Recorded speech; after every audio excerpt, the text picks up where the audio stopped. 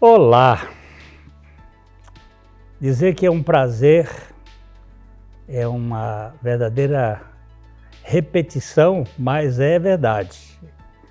É um prazer para nós tomarmos o cafezinho aqui nesse programa, nesse projeto de proclamar, de anunciar, de falar das riquezas insondáveis de Cristo. Nós temos caminhado aqui já há quase 10 anos nessa toada e nós queremos que você seja um parceiro nosso e você pode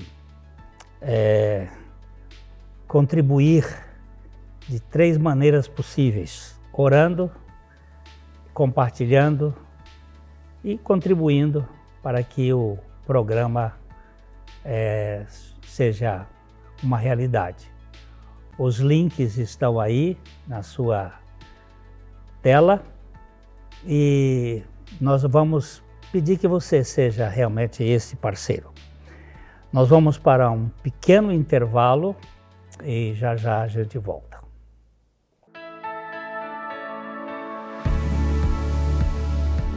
Bom dia, meus queridos, que a graça e a paz do nosso Senhor Jesus Cristo seja sobre a vida e a família de cada um de vocês. Semana passada nós falamos sobre o capítulo 20 de 2 Crônicas e eu desafiei você a ler esse capítulo 20, reler esse capítulo 20, porque esse capítulo 20 de 2 Crônicas ele é maravilhoso. Josafá, 3 reinos se juntam para tomar o reino de Josafá. A Bíblia diz que quando Josafá descobre isso, ele tem medo, ele busca a face do Senhor e ele vai, e nós paramos aqui no versículo 6, quando ele vai orar, quando ele vai clamar a Deus, e ele nos diz assim: Ah, Senhor Deus de nossos pais, porventura não és tu Deus nos céus? Não és tu que domina sobre todos os reinos dos povos? Na tua mão está a força e o poder, e não há quem possa te resistir. Josafá começa exaltando a Deus, engrandecendo a Deus. E aí no versículo 7 ele diz assim: porventura, ó nosso Deus, não lançaste fora os moradores desta terra de diante do teu povo de Israel? Não deste para sempre a posteridade de Abraão, o teu amigo, que habitaram nela e edificaram um santuário em teu nome? Se algum mal nos sobrevier, espada por castigo, peste, fome, nós nos apresentaremos diante desta casa e diante de ti, pois o teu nome está nessa casa e clamaremos a ti na nossa angústia. Preste atenção, meu querido. Ele busca o Senhor no momento do medo, ele busca o Senhor no momento da angústia. Por quê? Porque ele diz assim: porque tu nos ouvirás e tu nos livrarás. Então nós temos um Deus que ele é socorro bem presente na angústia, ele é socorro bem presente na tribulação. E aí quando chega no versículo 12, Josafá nos diz assim: ah, nosso Deus, acaso não executarás tu o teu julgamento contra eles? Porque nós não há força para resistirmos a essa grande multidão que vem contra nós. E não sabemos nós o que fazer, porém, os nossos olhos estão fitos em ti. Então Josafá sabia que o exército dele não podia, ele sabia que ele não tinha força nele, mas ele busca o Senhor nesse momento de angústia, ele busca o Senhor nesse momento de aflição, e ele reconhece: Senhor, nós não podemos, mas os nossos olhos estão fitos em ti. E depois eu quero desafiar você a terminar de ler esse capítulo 20 de 2 Crônicas e você reparar como Deus, de maneira assombrosa, como Deus, de maneira maravilhosa, desbaratou aqueles 3 exércitos e deu a vitória a Josafá. Então eu não sei a dificuldade, o problema, a angústia que você está passando, que a sua família está passando, se é problema financeiro, se é problema de saúde, mas eu quero dizer para você que nós temos um Deus que ele continua no controle de todas as coisas, um Deus que ele diz que é socorro bem presente na tribulação, um Deus que nos manda invocar por ele. Então busque ao Senhor, clame ao Senhor, vá para a palavra dele esteja em comunhão com Ele e você vai ver o grande livramento que, assim como Josafá teve, você também pode ter e toda a sua família vai ter. Mas o maior livramento que o Senhor quer trazer nas nossas vidas é o livramento do pecado, é o livramento do nosso velho homem. E a Bíblia diz, sabendo isto, que Ele... O apóstolo Paulo diz em Romanos 6,6, sabendo isto, que o nosso velho homem foi com ele crucificado para que o corpo do pecado seja destruído e não sirvamos mais ao pecado como escravos. O maior livramento que Deus precisa fazer na sua vida, na minha vida, na nossa vida, é o livramento do nosso velho homem, e Ele já fez isso na cruz do Calvário. Toda a glória, toda a honra seja dada somente ao Senhor. Que fique agora, que a graça e a paz esteja sobre você. Fique agora com o pastor Glênio, com a meditação, e até a próxima semana, se Deus quiser. Graça e paz.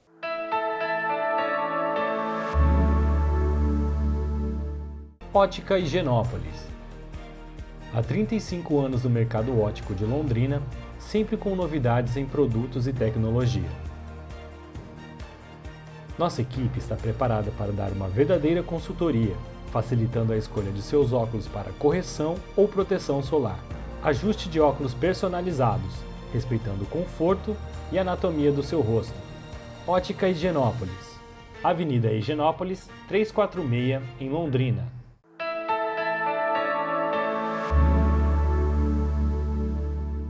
Nós temos falado aqui sobre os últimos dias e agora a gente está caminhando dentro de uma epístola ou de um livro do Novo Testamento, que é Hebreus. É um livro ou uma epístola, porque a característica dele muda, e que ele fala dos últimos dias. E antes de nós iniciarmos aqui a nossa caminhada de hoje, vamos curvar as nossas cabeças, vamos olhar para aquele que governa este mundo e que fala conosco. Querido Pai, nós clamamos ao Senhor para dilatar os nossos corações, ampliar as nossas mentes. Nós temos uma dimensão tão restrita. Nós pensamos num beco tão apertado. E nós pedimos ao Senhor que amplie o nosso olhar para vermos além das condições de nosso entendimento a grandeza do Teu amor. Nós te pedimos, Pai, que essas famílias, essas pessoas que estão ouvindo a Tua palavra e esse programa, que elas sejam realmente abençoadas, dirigidas, governadas, elas sejam tratadas pelo Senhor. Nós te pedimos que também Tu fales conosco aqui e que seja edificante para todos nós, porque nós te pedimos em nome de Jesus. Amém. Então, eu falei ali há pouco que Deus falou. Deus, havendo outrora falado, muitas vezes, de muitas maneiras pelos profetas, nestes últimos dias. Quando começam os últimos dias, vez após vez eu tenho falado aqui que, segundo a compreensão de grande parte dos estudiosos da Bíblia, isto iniciou ou inicia-se exatamente no período da encarnação e da morte e ressurreição de Jesus Cristo. Mas hoje eu queria olhar essa expressão, Deus falou. Essa declaração é tremenda. Pensar que há um Deus que fala. Porque muitas vezes nós não escutamos Aliás, nós diríamos que o pecado ensurdeceu as pessoas, cegou, ensurdeceu e separou totalmente as pessoas de Deus. Mas ele é um Deus que fala. Ele não só falou lá através dos profetas, dos salmistas, dos poetas de lá do Velho Testamento, mas ele continua falando. E esta linguagem, que é uma linguagem concreta, uma linguagem palpável, é que o Verbo se fez carne. É que a palavra se encarnou. Este é o discurso mais contundente e mais provocante de Deus para o ser humano. O Verbo encarnado, cheio de graça e de verdade, é a linguagem de Deus para os últimos dias. Os profetas tiveram uma grande importância como placas de uma estrada, apontando para algo que ia chegar. Mas nesses últimos tempos, nós temos Jesus Cristo, a última palavra de Deus. Nele a revelação divina é vista e ouvida em sua plenitude. Nós podemos conectar com Deus através de Jesus Cristo. Ele mesmo disse assim: eu sou o caminho, eu sou a verdade e eu sou a vida. Ninguém vem ao Pai senão por mim. O caminho é o processo. Há uma rota, há um curso, o curso do rio.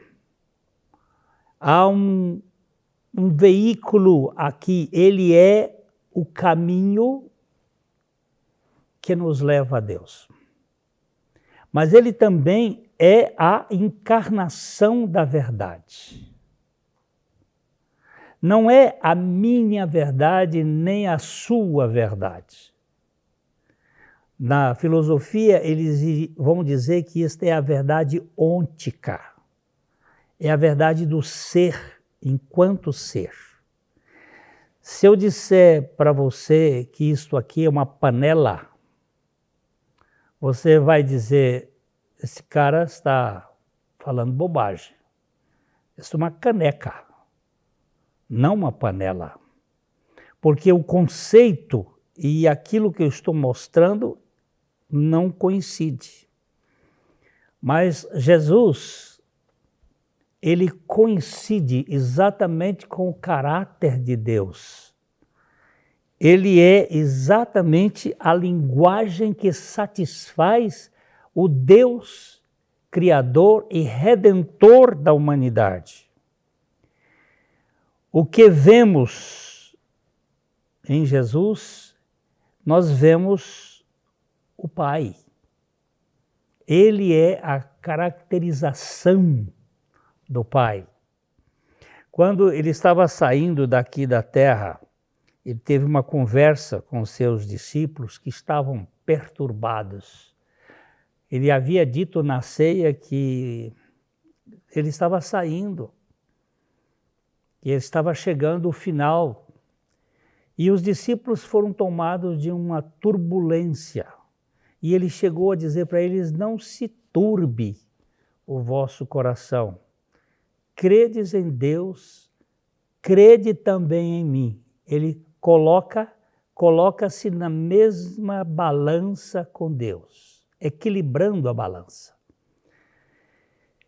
Ele fala que na casa do seu pai há muitas moradas, e se não fosse isso, ele não teria dito: eu vou preparar os lugares, e quando eu preparar, eu virei para vós outros, para que onde eu estiver, vocês ou vós estareis também comigo. Então Tomé disse: Senhor, nós não sabemos para onde vais, como vamos saber o caminho? E Jesus disse: eu sou o caminho, eu sou a verdade, eu sou a vida. E ninguém vem ao Pai senão por mim. Se vós me tivesses conhecido, conheceríeis também o meu Pai. Desde agora conheceis e o tendes visto.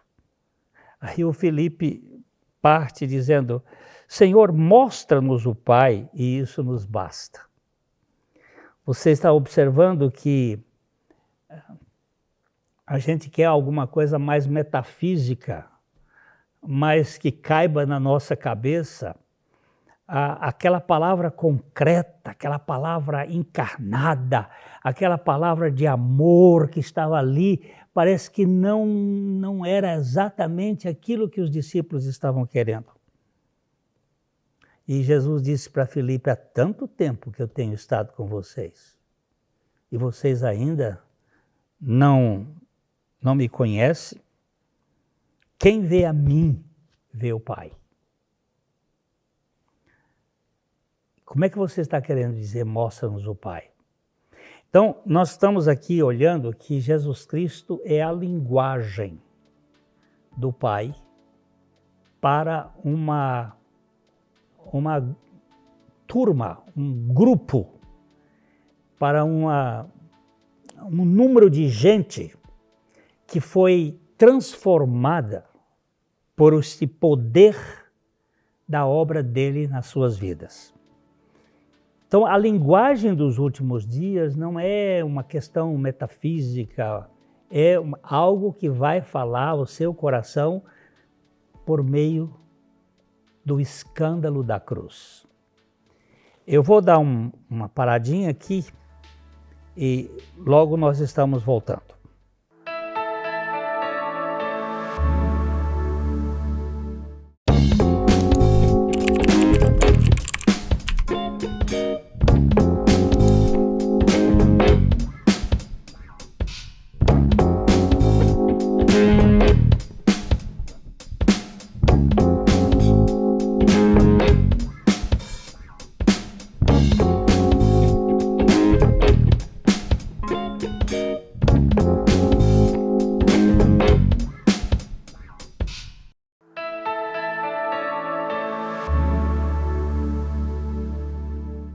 Então, o que Jesus representa para você?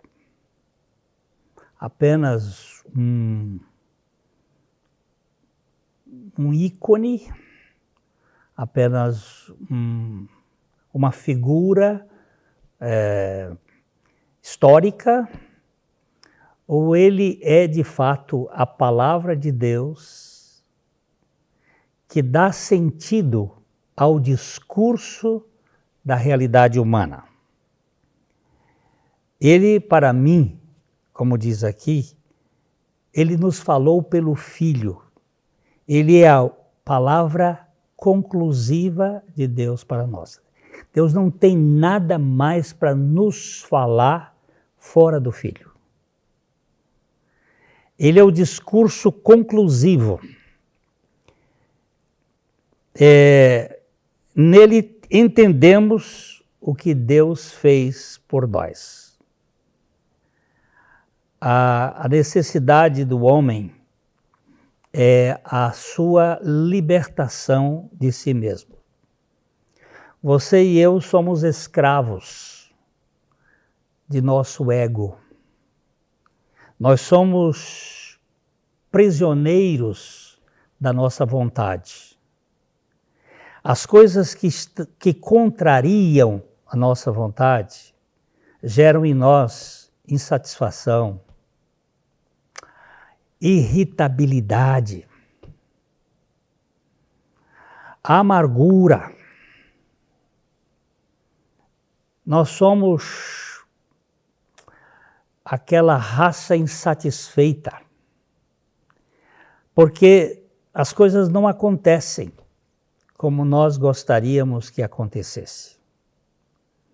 E aí vem um Deus com uma proposta, com um discurso de reverter este caos interno através de algo que não é uma conversa, um diálogo, não é apenas uma fala, mas é a profunda desconstrução de nós mesmos através daquilo que Jesus Cristo fez.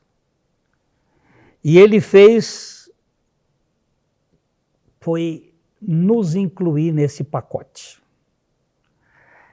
Eu sou repetitivo nesta mensagem porque eu só mato minha sede com água, ou líquido, mas tem que ser este líquido que não me embriaga para matar a sede.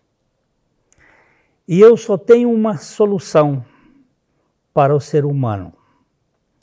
É a palavra de Deus encarnada, que assume a nossa causa, que assume a nossa natureza corrompida, que mata o nosso ego e substitui esta natureza pela sua identidade.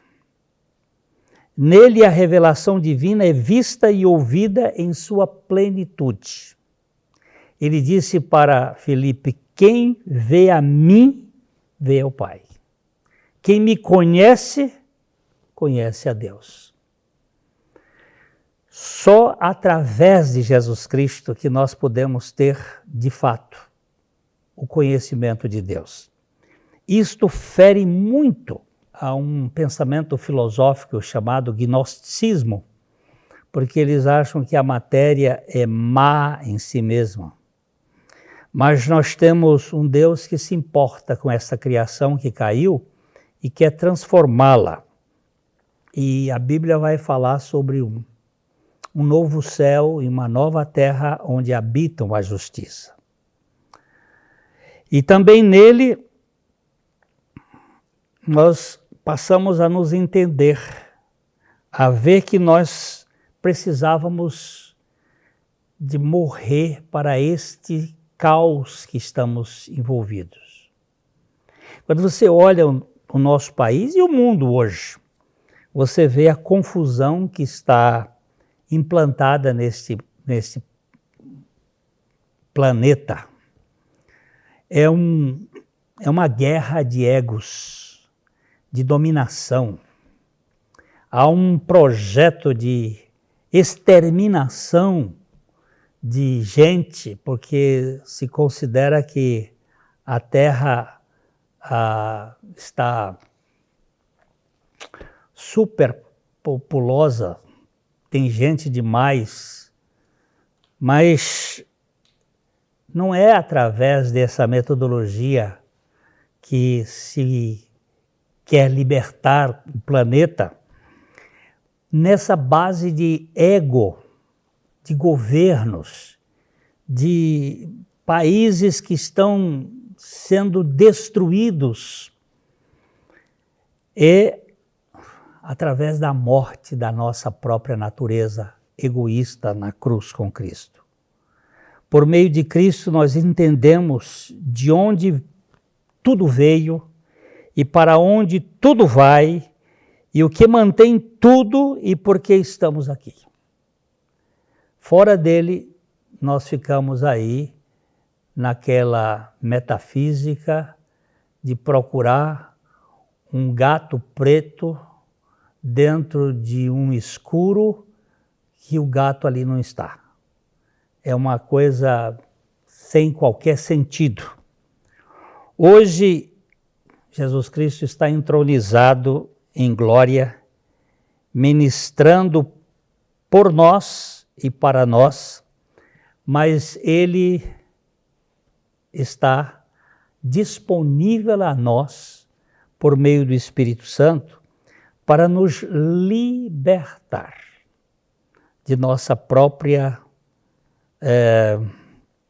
arrogância, soberbia, de nossa autossuficiência, isto que faz tanto mal contra as pessoas. Eu estou fazendo uma reforma numa casa e lá tem uma pessoa muito simples, um ajudante de pedreiro, e ele me viu assim, chegando lá, e disse: o senhor não é que faz aquele programa Café e Fé? Eu disse: nós estamos lá fazendo. Ele disse: o senhor não pode imaginar o que esse programa tem sido importante para mim e para a minha família. Olha, nós fomos muito tocados com a sua palavra um dia desse, quando o Senhor mostrou que religião não é o caminho do homem, que Deus tem um outro caminho, que é o Evangelho. E aquilo me impactou, que às vezes a gente fala e pensa que as pessoas não estão escutando. E aquele homem simples percebeu que o cristianismo não é uma religião, que o Evangelho é algo diferente. É a linguagem de Deus para esses últimos tempos, libertando a gente do cabresto, tanto do cabresto do pecado como do cabresto da religião. Tanto da anarquia que o pecado trouxe, como da clausura, da prisão que a religião impõe através do medo, das cobranças e de coisas dessa natureza. E aqui nós vamos dizer para você, Deus falou de muitas maneiras, mas agora Ele está falando através do Filho. O Filho é a linguagem que dá sentido à existência. Nós somos caçadores de significado. Nós estamos buscando a importância da nossa vida, o significado da nossa vida, muitas vezes no ter, nas coisas, muitas vezes no saber, no conhecimento, muitas vezes no poder, naquilo que exercemos, mas nada disso dá sentido à vida. O que dá sentido à vida é o que um padre católico que escreveu um livro muito interessante sobre o impostor que vive em mim, disse: o que dá sentido à vida é você perceber que o amor de Deus preenche a sua existência, que você é o que é porque é amado, amado por um Deus que não negocia com você, mas que o aceita por meio de Jesus Cristo, levando você a morrer e a ressuscitar juntamente com Ele. Ok? Aqui eu quero só lembrar você que outros programas para trás mente, como dizia Odorico Paraguaçu, tem tratado dessas coisas dos últimos dias e que hoje você pode voltar aí nos endereços que aparecem na televisão, no seu iPad ou iPhone, qualquer coisa dessa natureza, e você pode entrar em contato pelo YouTube. Eu espero que você conheça essa linguagem de Deus, que é Jesus Cristo. Não é um discurso de palavras, mas é a palavra em curso que pode libertar você totalmente. Fica aqui o meu abraço e vamos ver outra ocasião, coração para coração. Até lá.